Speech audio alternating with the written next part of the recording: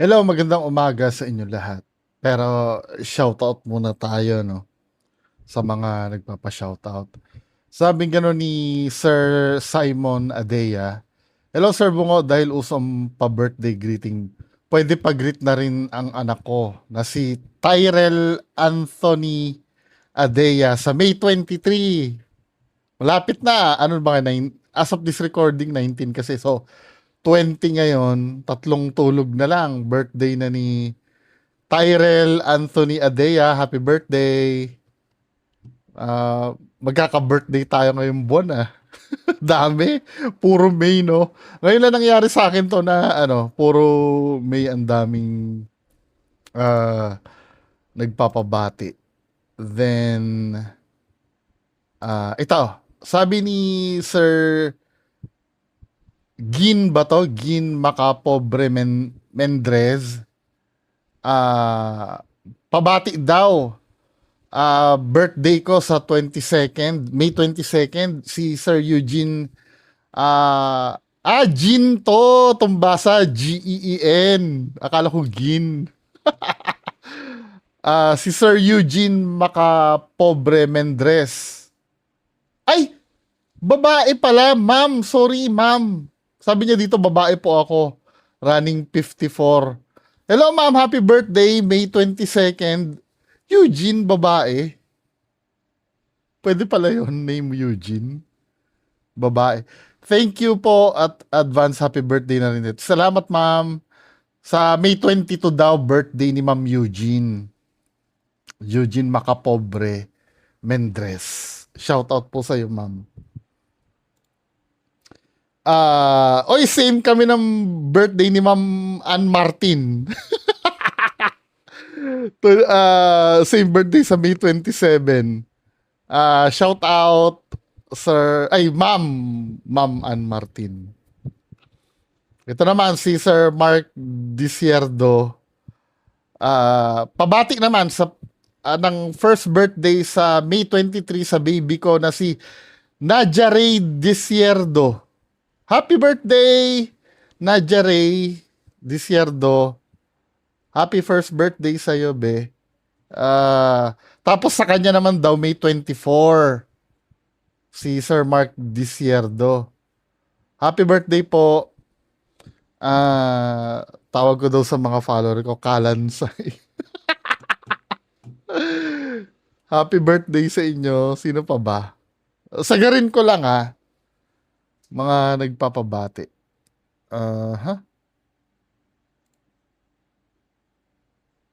Sabi ni Ma'am Marv Surado, lumipat ka ba ng high balls? Wala na kasi yung mga action hero figure. Hindi, nasa baba po kasi ako, ma'am.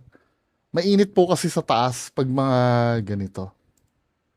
Sa taas po yung sino pa ba? Ito, si Sir Romel Salinas Aison. Good day, Boss B. Baka pwede pabati si Erfat sa 23 birthday niya. Si, ano yung SSGT? Staff Sergeant, tama? Staff Sergeant Roa sa 29 daw, May 29. Si Ermar naman, Lucina Aison at si Lola Heleng, May 30 ka birthday niya yung lola ko. May 30 din yung lola ko eh. Lahat sila hehe.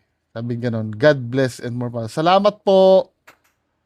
Dami o birthday daw niya si Erpat niya, si Staff Sergeant Roa. Sa 23 yon, May 23. Then, sa May 29 naman, si Ermat pala ito. Nanay niya, si Ma'am Lucina. Ma'am Lucina Aison. Ermar kasi yung pagkakatype mo. So, nanay niya si Ma'am Lucina Aison sa 29. Tapos si Lola Heleng niya daw, May 30. Hello po sa inyo. Happy birthday. Sunod-sunod ang kainan nyo niyan, ano? Isang linggo na na masaganang kainan. Happy birthday po sa inyo lahat. Many more birthdays to come. Ito naman si Ma'am Criza May Valdez Divina. Hi po Kuya Bungo. Pag-greet naman po ako. 30th birthday ko sa May 20. Oh, happy birthday! May 20, lagi po ako nanonood sa mga upload mo sa YT. Libangan ko po during work dito sa Oman. Oy, salamat, ma'am ha. Sa dinami-dami ng pwede mong panoorin dyan, ako yung pinapanood mo. Happy birthday! First time ko po makarinig ng greeting sa akin ng isang vlogger kung mapagbibigyan mo po. Siyempre, kay Tito Norms lang yung may bayad pagka sina-shoutout dito sa akin. Libreng-libre. Sino pa ba ang, ano, wala na? At next, pinapabati ni Sir RJ Sanchez. Sabing ganon, pabati daw sa birthday daw ng girlfriend niya. May 20. At saka late 6th anniversary daw nila nung May 14. So, pabati daw, happy birthday, Ma'am Angel Romero. Actually, ito si Ma'am Angel, pati ito si Sir RJ. Isa ito sa mga nag-donate dun sa fundraising namin sa Spirit Box ni Sir Ed. Ito, happy anniversary po. Belated happy anniversary sa inyong dalawa nung May 14. At happy birthday, ma'am. Ano nga name ni ma'am uli? Ma'am Angel, Romero. Happy birthday po ngayon. Maraming salamat po sa suporta. Bago tayo mag-start, no, bibigyan ko kayo na update. Yung sinasabi pala ni Sir MG na mangyayari ngayong Wednesday, ay hearing pala yon as per Fuji News. Hearing yung Wednesday. Then merong sinasabi si Ma'am Beron. Si Ma'am Beron ay hipag ni Sir MG, no. Meron siyang sinasabi dito na ito. Sabi niya ganun, "Good morning mga ka-norms. By the way, si Idol ay wala nang sinipot kahit isa. Sabay-sabay ba naman?" So as per Ma'am Beron, ito si Reality Quest Beron, sabay-sabay. Na sabay-sabay daw kasi, kaya walang sinipot kahit isa. So waiting game na lang to, kanino una lumabas na love letter. Pero ang katwiran kasi niyan, alam mo naman si Tito Norms, 'di ba? Hindi a-attend ng hearing, tapos pero hindi ko alam kung ano 'yung nangyari or mangyayari ngayon, ha. Wednesday kasi ngayon, 'di ba? Hindi ko alam kung ano 'yung mangyayari, pero ayon dito kasi wala nang ina-attendan daw si Tito Norms. Sa pagkakaalam ko, ang hearing yata ngayon, ito yata yung ikinaso na yung madami, yung makapal. Correct me if I'm wrong, kasi kung sino-sino yung nakukuhanan ko ng information eh. Tapos, ang habit kasi ni Tito Norms ngayon, okay lang mawarrant, papiyansa na lang. Parang yun ang depensa niya eh. Okay lang mawarrant, papiyansa. Siguro, may nakapagtabi siya ng pera niya, no, na pampiyansa. Pero let's see, di ba? So, yun yung mga update kay Tito Norms muna. Ngayong umaga, tingnan natin kung ano mangyayari mamaya, no? At isisingit natin siguro kung may content tayo mamayang gabi, isisingit na lang natin doon. So, proceed tayo doon sa main topic. So, 'di ba may bagong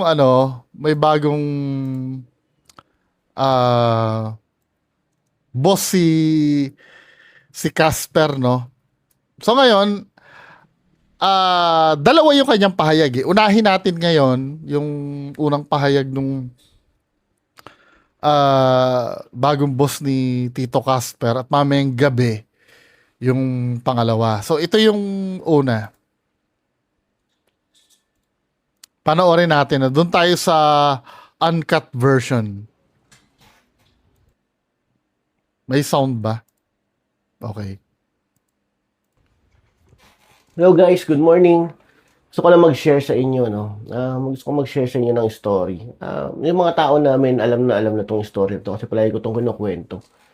Meron tayong isang kasamahan dati dito sa office. hindi pa siya kasama namin actually. Nagbebenta pala siya, nag-aahente pala siya sa amin. Pero dati siyang gumagamit. Dati siyang gumagamit. At hindi lang siya gumagamit. Nagbebenta din siya. May hawak din siya. So, ganun ang buhay niya, no? Mahirap, magulo, maraming problema, walang pera, minsan nalalamang, alam mo na. Tapos yun nga, gumagamit. Payat na payat. Tapos, alam mo na, yung typical na, ayoko sabihin yung word eh, pero yung typical na gumagamit. So, sumama siya sa atin, no? Parang katulad ng ginagawa natin kay Casper. Kasama niya, parang Yun pala yun. So, parang i-justify niya ngayon yung pagkuha niya kay Casper. Kasi nga, madaming nagagalit din. Actually, hindi naman sa kanya nagagalit. Ako, sa kanya din nga yata. Kasi parang namura din siya eh. 'Di ba? Pero, yung mga galit kasi kay Casper, given na yun eh. Kasi nga, 'di ba, maraming galit kay Tito Norms. Malamang, yung madidikit kay Tito Norms ay galit din kay Casper. Hindi mo na kasi pwedeng kontrolin lahat yun. Alangang sabihan mo isa-isa yun, di ba? Now, nakakatanggap din kasi si Sir ng bash dahil do sa quote-unquote pagtulong niya kay Casper na maraming galit. So ito, parang ine-explain ni Sir, no? Nag-a-appeal siya sa emotion natin na parang unawain. So ito yung kanyang justification. PA, parang PA. O kaya, hindi naman natawag na PA kasi pangit pakinggan yung parang assistant o ano. Kasama ko lang palagi. Kasama ko sa mga biyahe ko, inaabot-abutan ko. Actually, wala nga siya salary sa akin kasi sabi ko, sagot ko na pagkain mo, sagot ko na bibigyan ka ng paunti-unti, allowance, ganyan. So, sama siya. Edi enjoy naman siya, masaya siya eh, no? Masaya siya pag kasama ako. Edi tawanan lang kami, mga napupuna namin sa daan, wala, mga kung ano-ano na pag-uusapan namin. And then eventually, itong tao na to, eh, parang nag-enjoy na siya doon sa ginagawa niya dito sa business namin, sa work ko, sa work niya, sa business ko. Nag-enjoy na siya eh. Alam niyo ba, after ilang years, nagbenta siya ng jersey, no? Kapera siya, kaano siya, umayos yung buhay niya. Ngayon, may sarili na siyang issue jersey. Yung mga anak niya, kaya niya nang pag-aralin kung saan nila gustong mag-aral. Nakakapag-shopping na sila. Wow! Ang cellphone niya ngayon, Samsung, yung Fold. Ganun na yung cellphone niya. Tapos yung asawa. Oh, Samsung Fold. Binala ko din yan na bumili. Kaya lang, yung mga fino-fold na gano'n, masirain ako dun eh. Tama na yung regular lang. Niya, naka-iPhone 17 Pro Max. Hindi ko iniyayabang yung mga gamit nila. Pero sinasabi ko lang yung improvement ng buhay nila. Tapos, may sarili na silang sasakyan. May ADB sila, may Innova sila. Tapos may dalawa silang bahay na hinuhulugan ngayon. And compared before, sobrang ayos na ng buhay nila. Nakakatawa isipin na nag-a-abroad. Kasama namin Paano ba mag-apply dito kay Sir? sa Thailand, nag-Vietnam, nag-Taiwan, tapos itong taon din, magja-Japan sila. Dati, wala silang kapera-pera mag-asawa noon. Maalala ko pa nung nandun kami kasi yung babae, katrabaho ko sa Mitsubishi. Minsan, ako talaga hindi minsan, madalas nililibre ko, kape, lunch, dinner, tapos darating yung asawa niya, yun nga, yung tao na yun, ayoko sa banggitin kasi, tatry ko muna siyang, darating, manghihingi rin ng pangkain, mambuburaot, ganun. Kasi nga alam mo na, walang-wala pa sila noon. Pero ngayon, iba na buhay nila. So, bakit ko kinukwento sa inyo itong story? Dahil kay Casper. Alam nyo, ang tao, pwede magbago eh. I agree. 100% agree. Ay 1,000%. Yung sinasabing 1,000% may nag-criticize sa akin, wala daw ganun. Pero ano kasi yun, ang tawag doon hyperbole. 'Di ba? Ina-exage ko lang na to express na sobrang agree ako sa sinabi niya. Regardless kung dati kang user, regardless kung dati kang may gawang kasalanan, eh,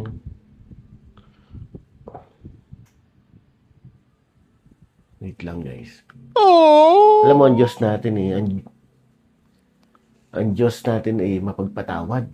Oh, Kahit totoo. anong ginawa mo mali before, patawarin ka niya paulit-ulit. Totoo So, naman. sino naman tayong mga tao para sabihin na o manghusga sa kapwa natin? Di ba? Parang mali. Hindi, ganito kasi yun, sir, no? Yung pagpapatawad kasi, some of us, no? Ako wala namang problema sa akin dyan. Actually, natutuwa nga ako sa tinatahak ni Casper ngayon. Kaya lang ganito, sir, no? Huwag mong kalilimutan yung panghuhusga na sinasabi mo na yan, ay ginawa din ng mag-amo yan sa mga tao. Biblical din naman na sinasabi na huwag ka manghusga kung ayaw mong husgahan ka ng iba. 'Di ba? Yung dalawang mag-amo na yan before, si Tito Norms tsaka yan si Tito Casper. Notorious yan sa ganyan. Pumunta nga ng aklan yan kung ano-ano mga pinagtuturo niya doon at pinaglalait nila doon na ano eh.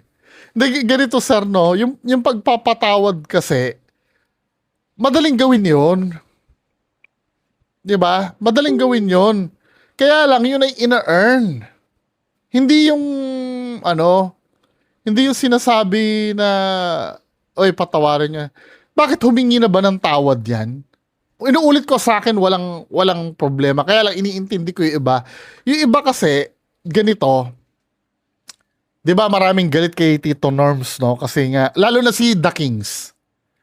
Nag-comment lang si The Kings no nakaraan eh kasi nirepost ko yung pagtanggap mo ng trabaho kay Casper. Sabi ko, oh, buti naman. Then nag-comment sa akin si The Kings. Sa akin, di ba marami pang sinabi sa akin yan eh. Anong ibig sabihin nun? Marami rin kasing ginawang kasalanan ito si Casper. Kung pagpapatawad ang nais mo para diyan kay Casper, siya yung kausapin mo na unang humingi ng tawad sa mga tao. At naniniwala naman ako pag yan ay nagpakumbaba at yan ay tinanggap niya yung pagkakamali before sa ginawa niya, ay mamahalin niya ng tao. Actually, nung unang pakikipaglaban, kahit na si Sir MG, hindi naman kaaway ang turing dyan eh. Kung tutuusin nga, binibigyan pa nga ng choice yan eh. At sinasabihan niya ng mga tao na parang si Sir Alex Pabella before. Alam kasi ng mga tao yung kahihinatnan niya kay Tito Kulaong dati. Ang problema, matigas ang ulo niyan at nang sumasagot pa yan ng kayabangan before. Kaya kung halimbawa, galit sa kanya ang tao ngayon, na ito pa isang dahilan ha. Puntahan natin yung niyan, yung channel niyan. Wait lang ha. Nang makita mo at maintindihan mo, sir, kung bakit ang mga tao ay yamot na yamot pa rin yan. Ito yung sinasabi ko na bakit mo patatawarin ng isang tao na na wala sa sistema yung pagre-repent at pagbabago. Ito ay finorward sa akin ni Sir TJ Hashimoto ha. Ito yan eh. Ito. Panoorin natin to. Kalalive lang nito.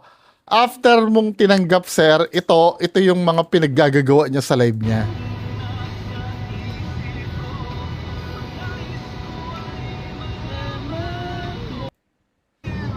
Forward natin. Masyadong magpaka-stress. Di ba? Maangas pa rin eh. Paano mo may expect na yan na patatawarin ng tao yan. Kasi ang inaano dito, pinag-uusapan natin second chance, no? Naniniwala ako, ang pagkakaroon ng second chance ay yung mga tao na nagrepent na sa dati niyang pagkakasala. 'Di ba? For example, no, inaaway kita before, binubuli kita before. Then naging hindi maganda ang takbo ng buhay para sa akin. Tapos hihingi ako ng tulong sa'yo. Siyempre, lalapit ako sa'yo na patawarin mo ko dati sa dati kong ginawa sa'yo. Kasi nagawa ko lang naman yun dahil alam mo na, hindi tama ang pag-iisip ko dati. Ikaw naman ngayon, dahil narinig mo yun, ano? Sino ka ba naman para hindi magpatawad? Doon mag-a-apply yung sinasabi mo na kahit nga yung Diyos nagpapatawad, tayo pa ba eh? Yung pagpapatawad kasi binibigay yun sa mga karapat-dapat. 'Di ba? Ngayon, hindi mo masisisi yung tao na busit pa rin dito. Kaya, titignan mo, yung attitude niyan. Siguro hindi mo na-experience yan kasi hindi ka naman masyado sigurong active sa kulaong community. Nanonood-nood ka siguro, kaya nga kilala mo si Casper eh. Pero yung the way ito magsasagot sa mga tao, Ang ano kayo eh. di ba? I hope nagigets mo, sir, no? Yung ibig ko sabihin sa ganitong bagay. Hindi mo hindi mo siya pwedeng isiksik sa lalamunan ng mga tao na patawarin nyo to, patawarin nyo. Kasi ang pagpapatawad, lalo na pagka halimbawa, isa sa mga naapektuhan katulad ni The Kings, na kung ano-anong pinagsasabi kay The Kings nun, habang nilalahad ni The Kings yung katotohanan tungkol sa amo niya. 'Di ba? Hindi mo na ano yon. Kasama sa panluloko yan eh. Dati, kahit pa sabihin mo hindi nila personal na kilala yan, the fact na nagkakalat yan ng kasinungalingan alang-alang doon sa boss niya, dapat ano yun, may karapatan na yung mga tao na mag-demand ng public apology dyan. Yun na sana naiintindihan mo, sir. Kasi sa totoo lang, hindi naman tayo magkakasama dito ng personal eh. Pero yung impact niya sa live na ginagawa niya, wala na kinalaman dun yung personal niyang pagkatao.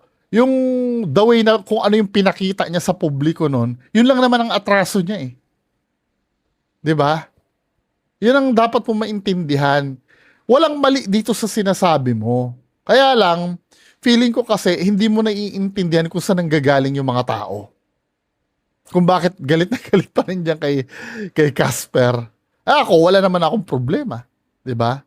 Doon sa post ko, isa nga ako sa natuwa na nabigyan ng trabaho yan eh. Pero nung nag-backfire yung, siguro iniisip mo, no, na ang may novelty na taglay si Casper. Pero mas lamang yung yung hate ng tao sa kanya eh. Galing sa dati niyang amo.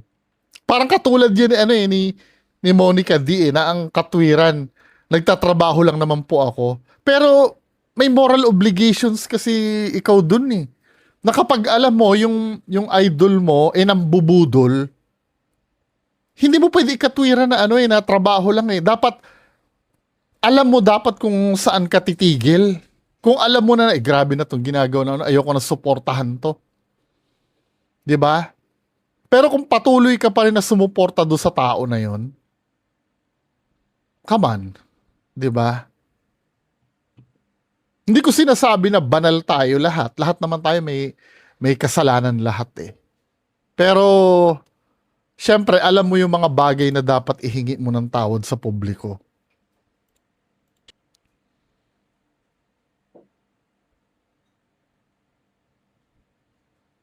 Walang sound. Madalas nililibre ko kape. Forward na natin doon sa may banda. Bakit ko kinukwento sa inyo itong story? Alam nyo, ang tao pwede magbago eh. Correct. Regardless kung dati kang user. Correct. Ang problema nga hindi nagbabago eh. Regardless kung dati kang may ginawang kasalanan, Or patawad. Kahit anong ginawa mo mali before. Correct. Kahit anong ginawa mo mali, kayang patawarin yan as long as na nagre-repent ka at pinagsisisihan mo yung dating ginawa mo. Tawarin ka niya paulit-ulit. So, sino naman tayong mga tao para sabihin na o manghusga sa kapwa natin? Di ba? Parang mali. Kung ang Diyos nga, paulit-ulit tayong pinapatawad, di ba? Tapos tayo, akala mo perfecto. Akala mo mga walang nagawang mali sa buhay. Hindi to usapin ng pagiging perpekto eh. Ang usapin dito, sir, yung pagkakaroon ng responsibilidad sa nagawa mo. 'Di ba? Kasi kung halimbawa, ganyan, pare-pares naman tayong hindi pala perpekto, magnanakaw na ako ngayon. Total, pag nahuli ako, patawarin nyo ko, pare-pares tayo palang hindi perpekto dito. Anong silbi? Bakit huhulihin nyo ko? Bakit nyo ko iaharap sa korte para husgan? Pare-pares naman pala tayo hindi perpekto. Di patawarin nyo na agad ako. Di ba? Mamaya, masalubong ka dyan, ng kung sino man. Sinuntok ka. Abay, wag kang gaganti. Wag sasama ang loob mo dahil pare-pares naman tayo hindi perpekto. Di ba? Nabastos kita. Huwag kang magagalit sa akin kasi pare-pares tayo hindi perpekto. Ganun ba ang ibig mo sabihin? Kaya nga yung pagpapatawad kasi, madali yan. Walang problema dyan. As long as na ina-acknowledge niya yung pagkakamali niya. Diba? Ngayon, kung ako yung may pagkakamali din, halimbawa, kung ano man yung pagkakamali ko sa'yo, for example, ikaw ay nalait kita dati noon, o namura kita dati, para patawarin niyo ako, hihingi ako ng tawad sa'yo. Magpapakumbaba ako. Ganun lang naman yun. Hindi naman komplikado yan eh. Ang gusto kasing mangyari, parang yung, di ba naikwento ko kahapon, yung mentality nung unang asawa ni Tito Norms, sabing ganon, bigyan naman daw ng second chance si Norman, kasi hindi niyo naman kilala yung tao. Oo nga, humingi siya ng tawad. Aminin niya na nagkamali siya sa lahat ng ginawa niya. Walang problema dun. 'Di ba? Katulad nga na sinabi ni Sir, kung Diyos nga nagpapatawad eh. Yung alam mo yung magnanakaw na kasama ni Jesus Christ na nakapako, inamin niya na makasalanan siya di pinatawad. Yung isang bastos na kasama nila nakapako, hinamon pa siya. Hindi siya sinama ni Jesus Christ sa paradise. Ganun lang naman yun. Kasi hindi naman kasi automatic na patatawarin ka nang walang nakikita sa'yo na Di ba pinlay natin yung video, mayabang pa. Cool na cool pa siya dun sa niya. Hindi nakukuha ni Sir yung pinanggagalingan ng mga tao. Yun ang maliwanag. Why? Di ba? Ang akin lang, pag ang tao gustong magbago o humihingi ng second chance o ng third chance or fourth chance. Sa'yo nang hingi yon, hindi sa mga tao. Kaya yung mga tao, syempre, gagawin nila kung ano yung gusto nila. Maaring sa'yo siguro humingi, boss, gusto ko na magbagong buhay. Sa'yo yun. Diba? Ikaw nga, I'm so sure, halimbawa, kung may ginawa sa yung kasalanan yan, mahihirapan ka rin magpatawad dyan kung hindi kakakausapin ng maayos. 'Di ba? Buti nga ikaw, kinausap ka na maayos Gusto ayusin yung buhay niya. Sino ba naman tayo para wag pagbigyan? Yung tao na yun. 'Di ba? Ako nga rin I'm also a sinner every day. Every damn day of my life. Even nung bata ako, even nung kabataan ko. I'm a sinner. Kahit ikaw, you're a sinner. Correct. Pero bago ko malampasan yung mga bagay na yon or bago ako makapagpasimula, hahayaan ko na lang ba yung katarantaduhan na ginawa ko dati? Kailangan i-accept ko yun sa sarili ko at sa mga taong naapektuhan ko bago ako magsisik ng kapatawaran. Kahit nga sa Katoliko ini-encourage kayo mangumpisal Di ba? Anong automatic na lang ba na katulad nung sinabi ko kanina tayo pala makasalanan lahat di gumawa tayo ng katarantaduhan automatic naman pala tayong patatawarin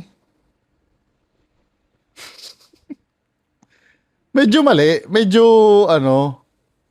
medyo mali yung or tama yung sinasabi niya kasi kung iintindihin ko nga naman kasi sa kanya kasi nag-confess si Casper sa kanya nagsabi na gusto nang magbago Kaya yun, nauunawaan ko kung bakit ganyan siya magsalita kay Casper.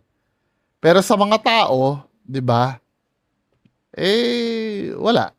Need niya talaga kasi sa ayaw at sa gusto niya kasi public figure siya Simula nung nadikit siya kay Tito Norms, naging public figure na siya. Kilala na nga siyang manang Casper, 'di ba?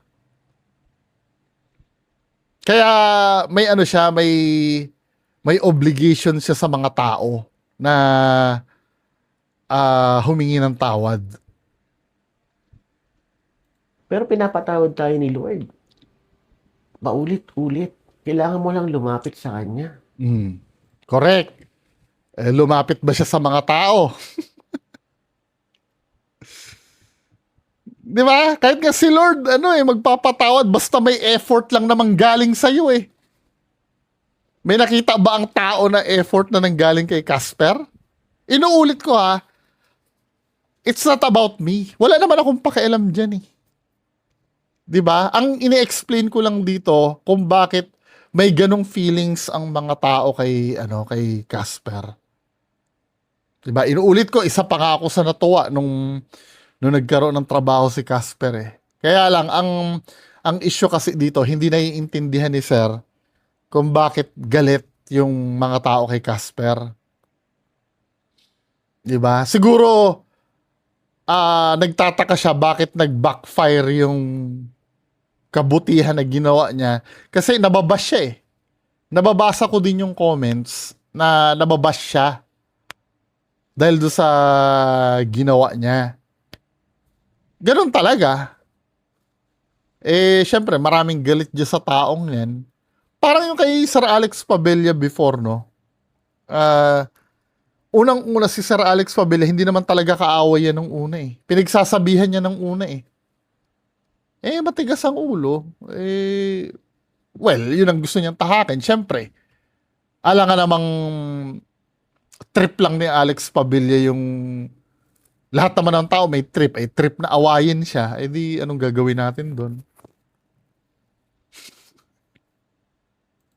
Diba? So, hindi ko sinasabi na gagawin natin to doon sa bago natin kasama na si Casper. Hindi ko sinasabing ganun. Maaring oo, maaring hindi. Pero, I will try my best na isama siya kung ano yung mga palagay kong sa feeling ko na tama. Na feeling ko aayos yung buhay niya. Alam niyo kung saan ako niya nadali? Kung saan niya ako nakuha? Boss, hindi naman ako naninigarilyo. Hindi ako nag-iinom. Wala akong bisyo. Saka, boss, gusto ko na magbago kasi may dalawa akong anak na bata. Buti nga sa'yo nasabi yan 'Di ba? Ito ako suggestion lang naman to. Pagawan mo ng video yan si Casper na sincere na humihingi ng tawad. Lulubayan niya ng mga basher, feeling ko.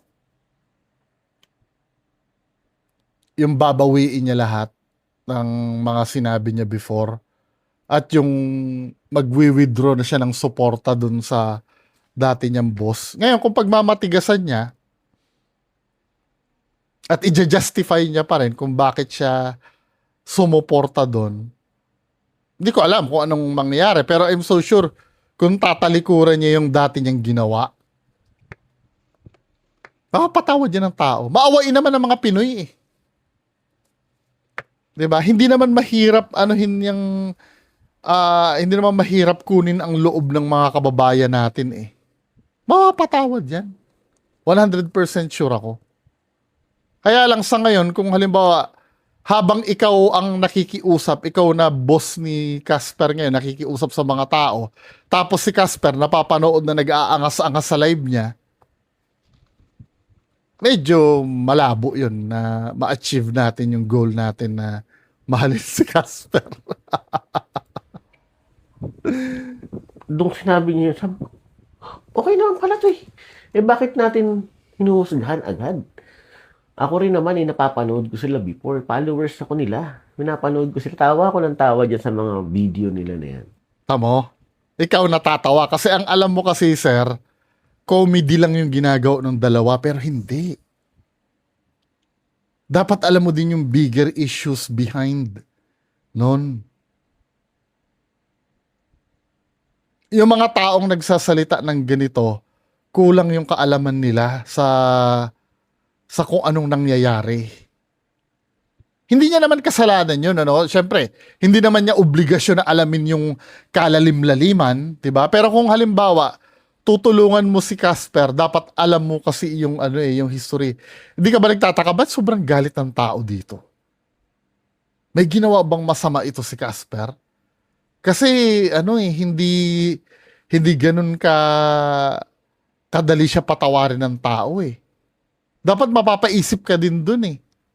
Hindi naman hindi naman ordinaryo na ganyan kagalit yung tao sa iyo eh. Hindi siya bash nung katulad kila Sanderford eh. Hindi ganun eh. Talagang may pinanggagalingan na kasi nga yung alam mo na. I don't know kung alam ni Sir no yung gawain ng idol niya. Ilang buhay yung nasira. Tapos pinagtatanggol ni Casper. Yun kasi yung part na hindi maganda doon. Parang ganito, no? Halimbawa,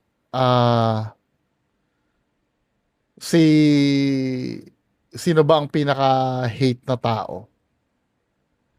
Halimbawa, si Commander, kilala niyo si Commander Robot ng Abu Sayyaf. Alam naman natin kung gaano ka-notorious yun, ano? Tapos ipagtatanggol ko dito, mumurahin ko kayo. Ba't yung ginaganyan si Commander Robot? Maganda ang adhikain yan, di ba? Magagalit kayo sa akin. Dahil alam niyo yung tao, terorista yun, tapos may nagtatanggol ko. Yun na sana naiintindihan nyo. Yung mga Krusty Krab, yung mga kanta. Wala yun. Superficial na lang yun. Yung sa SpongeBob, hindi yun ang Pero pag inalala mo nga naman, ano nga ba mga ginawa ni Casper sa'yo? O sa atin? O sa ibang tao? Parang wala naman. Dito ka mali. Diyan ka mali, sir. Para malaman mo, tanongin mo si Sir The Kings. 'Di ba? Maaring walang ginawang masama sa mga tao, pero yung sumuporta at suportahan yung kasinungalingan nung boss niya, big deal 'yun. 'Di ba? Big deal 'yun. Hindi 'yun hindi 'yun simple lang. Ang alam lang ni Sir siguro yung mga biro-biroan lang yung mga yabang-yabang lang. Katulad ng mga ibang nagre-react na nagalit nung hinarap si Tito Norm sa ng Napolcom sa presscon. Dahil yun ay pagkakaalam nila away vlogger lang. 'Di ba? Yun ang nakakalungkot na part kasi dito. Nagkataon lang nakasama niya si FLM. Di! Pero bukod doon, wala na, di ba? Hindi niya alam yung mga naging kaso ni Casper noon. Oh guys, anyway, na-share ko lang sa inyo na ang buhay, pwede magbago. Alam mo sir, wait lang ha. Sa totoo lang, bago sana ginastify mo yan, dapat nag-research ka muna eh. 'Di ba? Well, hindi naman kita masisi, no? Hindi mo naman kasi obligasyon yun eh. Kaya lang, syempre, the fact na hindi ka ba nagtataka na sobrang daming haters niyan, kahit pa paano nagtitrigger sa sarili mo na dapat mag-research ka eh. 'Di ba? Anyway, yan lang po muna pag-uusapan natin ngayong umaga. Magandang umaga sa inyong lahat. Bye-bye.